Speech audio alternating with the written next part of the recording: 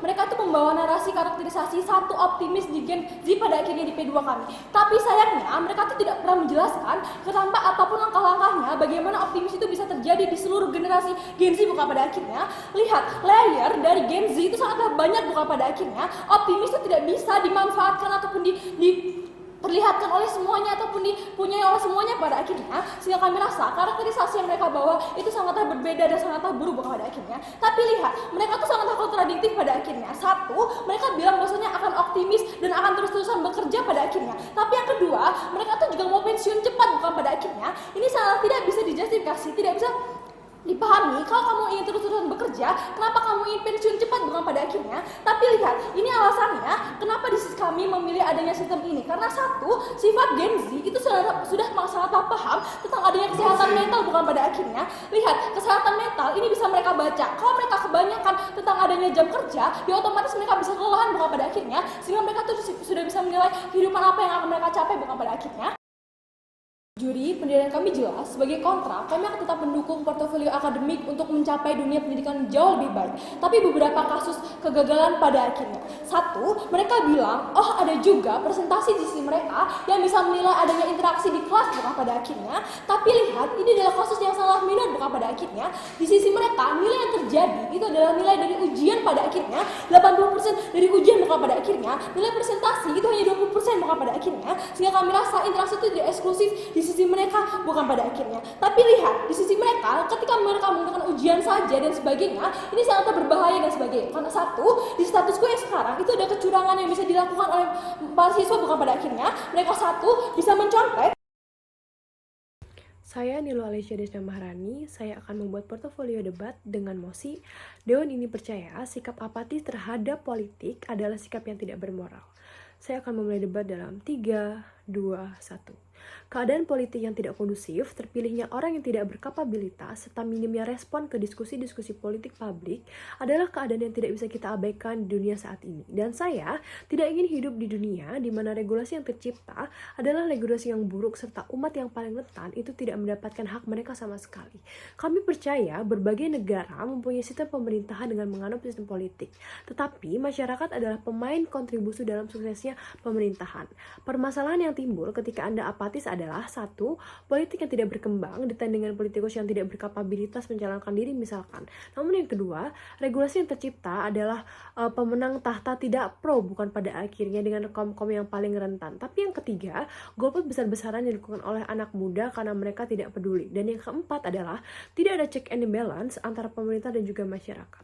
Oleh karena itu, saya percaya apatis terhadap politik adalah mutlak tidak bermoral dan saya menginginkan dunia di mana masyarakat, baik anak muda maupun orang tua, ikut andil dalam berpolitik, misalkan berorasi, pemilu, dan juga mengkritisi keadaan politik yang juga terjadi. Masuk dalam argumentasi saya, satu, kenapa ketika kamu tidak bermoral saat kamu menjadi apatis? Mari kita karakterisasi dari apatis ketika Anda mempunyai hak untuk memilih calon presiden yang bagus untuk negara, tetapi Anda malah ikut-ikutan saja atau Anda golput pada akhirnya. Yang tujuan pemilihan ini sebenarnya urgent adalah untuk memilih pemimpin negara ini. Contohnya di Indonesia setiap 5 tahun sekali akan hangus. Atau Anda tidak mempedulikan sama sekali keadaan politik, enggan membuka diskusi publik di kolom komentar dan atau ikut berdiskusi dalam mengkritisi di tweet Twitter pada akhirnya. Namun yang kedua, mengapa adanya apatis ini buruk? Ketika Anda golput, Anda membiarkan calon-calon presiden lainnya menjadi pemimpin negara, tetapi tidak melihat latar belakang orang tersebut bukan pada akhirnya karena Anda tidak terdampak langsung. Contohnya, karena Anda kurang dapat kontribusi atau kurang dapat bansos bukan pada akhirnya. Ketika Anda tidak memilih, maka semakin besar kemungkinan orang tidak berkompeten akan menang. Karena biasanya orang menarik ke hati masyarakat dengan janji manis aja misalkan, dan diskusi untuk menasionalisasikan janji-janji tersebut tidak tercipta sehingga informasi menjadi tidak simetris. Tapi pada akhirnya dengan banyak sifat apatis ini, keacuhan pada negara ini akan semakin kompleks bukan? karena dasarnya yang tidak kokoh pada akhirnya, yaitu pemimpin negara tersebut, seperti masalah yang akan membawa masyarakat semakin miskin yang terkena regulasi buruk, atau seperti orang-orang minoritas yang semakin tertekan dan kurang mendapatkan suara, atau dalam kasus nyata terpilihnya Donald Trump harus menjadi pukulan yang nyata tentang golput yang dilakukan anak muda, berdampak pada diskriminasi umat muslim dan juga kulit hitam serta wanita. Bukan pada akhirnya Anda yang diharapkan menjadi presiden untuk mengatur dan melindungi hak-haknya akan dijatuhkan karena anak muda yang biasanya lebih progresif tentang keadilan ataupun sosial dan juga lainnya justru malah golput pada akhirnya. Ini buruk karena Anda gagal untuk menjadi pemimpin yang mengatur. Tapi lihat, apalagi banyak peraturan yang dibuat untuk masyarakat agar dipatuhi, melindungi, dan juga mengatur ketentraman, di mana peraturan ini mengandung unsur politik justru tidak dipatuhi. Misalkan, maka ketika Anda tidak bisa mematuhi peraturan yang diberikan pemerintah, Anda dianggap tidak bermoral dan kacau pada akhirnya. Hanya peraturan yang berdiri tapi pengikutnya nggak ada, maka ini akan sia-sia. Kondisi ini sangatlah genting sebab ketika kamu tidak berkontribusi dalam pemilihan, misalkan, kamu tidak akan mempunyai hak secara utuh dan juga kompeten, karena ketika kamu golput, kamu tuh sudah dianggap tidak setuju dengan apapun yang terjadi. Selain merugikan orang lain, Anda pun merugikan orang lain yang lebih banyak lagi, masyarakat lainnya. Bukan? Sebagai manusia, Anda dianggap sangatlah jahat pada akhirnya ketika kamu mempunyai kesempatan ataupun privilege untuk setidaknya berkontribusi dalam mengubah status quo menjadi lebih baik lagi. Orang yang paling rentan yang harusnya kamu tolong, tetapi kamu malah apatis di dunia saat ini. Sehingga kami rasa kamu sangat menyia-nyiakan kesempatan yang ada. Lalu bagaimana keadaan negara yang kondisional? Yaitu, satu, negara tersebut punya keseimbangan yang terjalin dari masyarakat dan pemerintah. Dengan pemerintah yang teredukasi sistem politik bahwasannya politik ini penting dan harus membangun negara dengan bersifat memilih pemimpin yang paling maksimal dan paling baik ketika membuat Anda nyaman. Namun argumentasi saya yang kedua, mengapa pada akhirnya ketika Anda peduli dengan dunia politik ini akan jauh lebih baik? Satu, mari kita lihat dunia politik ini berkembang ke seluruh bidang pada akhirnya, seperti adanya peraturan-peraturan di jalur ekonomi ataupun jalur keamanan. Ini adalah masalah diskusi pada akhirnya dengan banyak yang ikut edukasi politik untuk menyuarakan suara agar tertampung dan bisa tertolong. Bukan? Misalkan ada regulasi yang tidak sesuai dengan keputusan rakyat. Jika Anda peduli, maka Anda akan membuat petisi yang diisi oleh orang-orang banyak. Bukan pada akhirnya.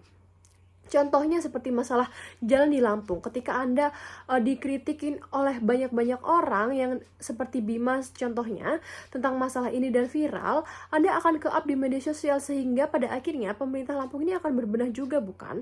Maka masyarakat yang sudah terpantau merasa dirinya yang diperhatikan dan mereka punya beban moral untuk mengabdi pada negara. Pada akhirnya mereka akan mematuhi semua peraturan sehingga terciptanya keseimbang di antara pemerintah dan juga masyarakat. Atau kita bisa lihat manifestasi diskusi politik lainnya adalah ketika hadirnya petisi-petisi yang menyuarakan pendapat masyarakat, misalkan tentang disahkannya suatu undang-undang. Kenapa ini penting? Contohnya di Inggris dan Amerika misalkan, ketika petisi ditandai oleh banyak orang, parlemen wajib memasukkan petisi sebagai faktor pengambilan keputusan.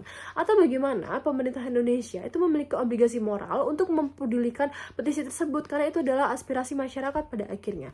Namun yang terakhir, satu-satunya syarat adalah hal ini bisa berjalan dengan baik adalah masyarakat harus berhenti menjadi apatis. Bukan? Pada akhirnya agar menciptakan polisi yang semakin laju. Selain itu, yang terjadi status quo adalah ketika sudah tidak sangat relevan, banyak artis yang mencalonkan diri dan pada akhirnya terpilih walau background mereka tidak sesuai. Karena apa? Karena mereka itu hanya terkenal saja.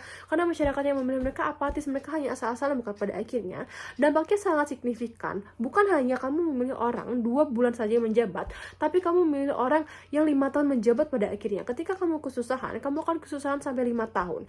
Bandingkan ketika Anda peduli, akan tercipta diskusi yang jauh lebih signifikan tentang kapabilitas seseorang. Karena diskusinya akan tentang politik, bukan tidak hanya artis terkenal aja. Inilah yang menjadi delta di sisi kami, karena sekalipun memang ada orang yang tidak berkompeten tetapi bisa terpilih, tapi diskusi untuk mengkritik akan jauh lebih masif untuk membangun perubahan. Terima kasih.